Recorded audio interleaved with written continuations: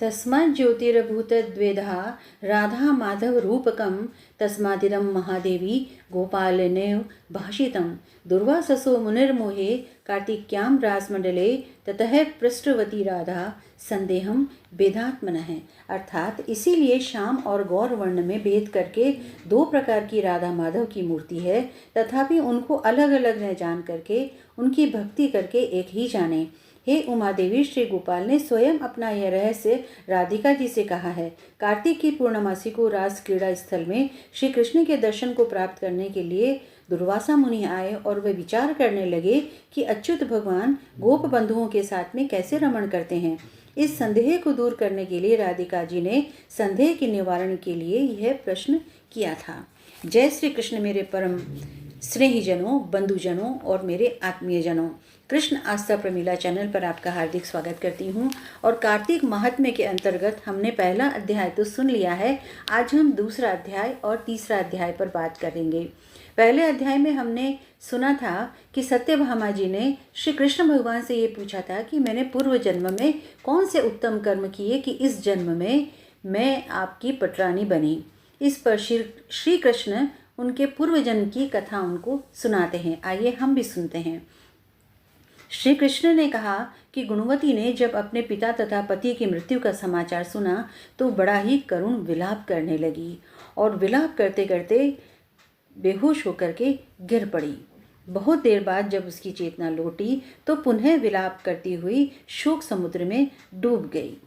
गुणवती उसी पुरी में रहती हुई एकादशी एवं कार्तिक के व्रत को जन्म भर विधिवत करती रही। श्री कृष्ण सत्यभामा जी से कहते हैं कि हे प्रिय, मुझे ये दोनों ही व्रत अत्यंत प्रिय है। ये दोनों ही व्रत भोग और मुक्ति को देने वाले हैं। पुत्र और संपत्ति भी ये दोनों ही व्रत देते हैं।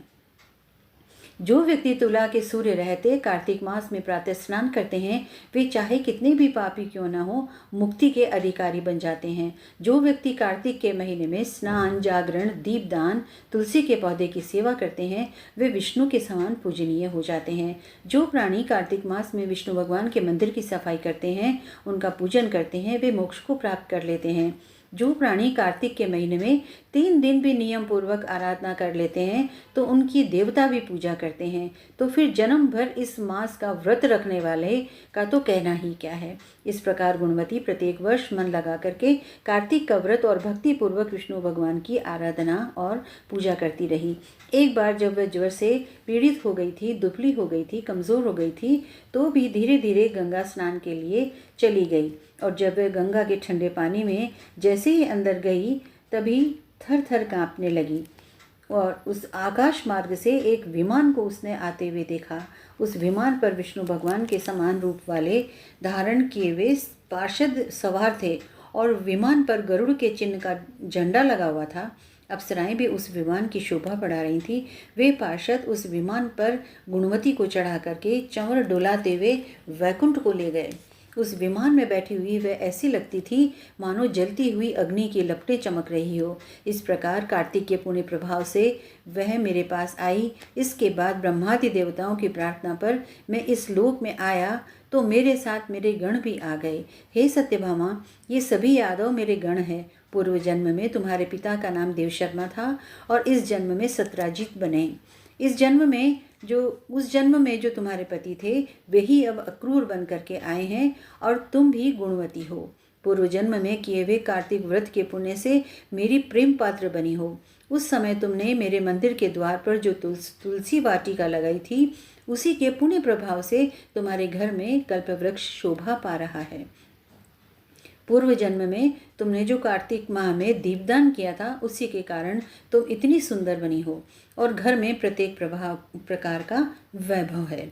उस जन्म में भगवान को पति मानकर जो व्रत आदि अर्पित किए थे, उसी के पुण्य प्रभाव से तुम मेरी पत्नी बनी हो। तुमने जो जन्म भर कार्तिक का व्रत किया है, उसी के कारण मेरा और तुम्हारा साथ सदा रहेगा। इस प्रकार जो भी मनुष्य कार्तिक के व्रत को नियम पूर्वक जन्म भर करते रहेंगे, वे मेरा सानिध्य प्राप्त करेंगे और तुम्हारी तरह मेरे प्रेम भाजन बनेंगे। अनेक प्रकार के यज्ञ, दान, व्रत, तप करने वाले प्राणी को जो फल प्राप्त होता है, उससे 16 गुना से अधिक फल कार्तिक का व्रत करने वाले को प्राप्त हो जाता है। अब तीसरा अध्याय है शालिग्राम पूजन। नारद जी ने ब्रह्मा जी से पूछा कि हे पिता, कृपा करके ये बतलाइए कि देव पूजन की उत्तम विधि क्या है। ब्रह्मा ने नारद जी के प्रश्न के उत्तर में कहा, वस गंडकी नदी के उत्तर में और गिरिराज हिमालय के दक्षिण में पड़ने वाला 40 कोस का क्षेत्र पृथ्वी का महाक्षेत्र कहलाता है। इस क्षेत्र में गोमती चक्र हैं और शालिग्राम का निवास है।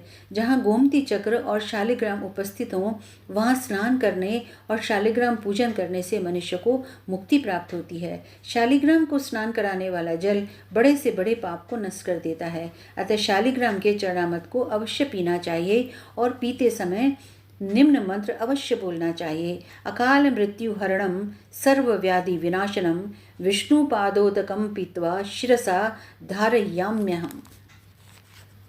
इस प्रकार मैं भगवान विष्णु के चरणामृत को पी करके इसको सिर पर धारण करता हूँ, क्योंकि यह अकाल मृत्यु को नहीं आने देता और सभी दुखों का नाश कर देता है। मैं उन्हें बारंबार प्रणाम करता हूँ। शंख में भरकर जो जल भगवान के ऊपर चढ़ाया जाता है, यदि वह मनुष्य के शरीर के किसी भी अंग का स्पर्श करे तो ब्रह्महत्या के पाप को भी नष्ट कर देता है। जो कोई गोमती के चक्रतीर्थ का जल पीता है उसे सैकड़ों और हजारों यज्ञों के बराबर फल प्राप्त होता है। विष्णु भगवान को अर्पित करके जो नैवेद्य खाते हैं उन्हें वाजपेयी यज्ञ के फल के बराबर पुण्य प्राप्त होता है। जो मनुष्य तुलसी मिला हुआ प्रसाद खाता है उसे 1000 यज्ञों से करोड़ गुना फल प्राप्त होता है। शालिग्राम की शिला खंडित और भग्न भी हो तो भी वह पूजा करने योग्य है। शालिग्राम की पूजा में मंत्र, तीर्थ भावना, स्तुति और पूजा की सामग्री नहीं हो तो भी पूजा हो जाती है। इसके पूजन से बड़े पाप भी नष्ट हो जाते हैं। शालिग्राम की शिला को यदि मंत्र न आता हो अथवा कोई स्तुति न आती हो तो भी पूजा करें तो उसका भी अनंत गुना फल प्राप्त होता है। जो भगवान का पूजन करता है वह बार बार जन्म नहीं लेता है। अपनी कामनाओं की पूर्ति के लिए पूजा करने वाले को घंटा अवश्य बजाना चाहिए। जो मनुष्य वीणा वंशी की ध्वनि के साथ भक्ति सहित गीत गाता है वह भगवान का प्रिय हो जाता है। हे नारद, भगवान के आगे यदि कोई मृदंग बजा करके नाचता है तो वह विष्णु स्वरूप हो जाता है। जो भगवान के सामने नाचता गाता है या बाजा बजाता है उसकी सभी इच्छाएं पूरी हो जाती हैं। जो शालिग्राम के आगे अगर धूप जलाता है तो वह नरक रूपी नदी से पार हो जाता है। जो मनुष्य 5 से अधिक बत्तियों वाली आरती से भगवान का स्वागत करते हैं वे सीधे बैकुंठ को जाते हैं। भगवान विष्णु के स्मरण के बिना मंत्र और बिना विधि के पूजा कार्य संपन्न हो जाता है।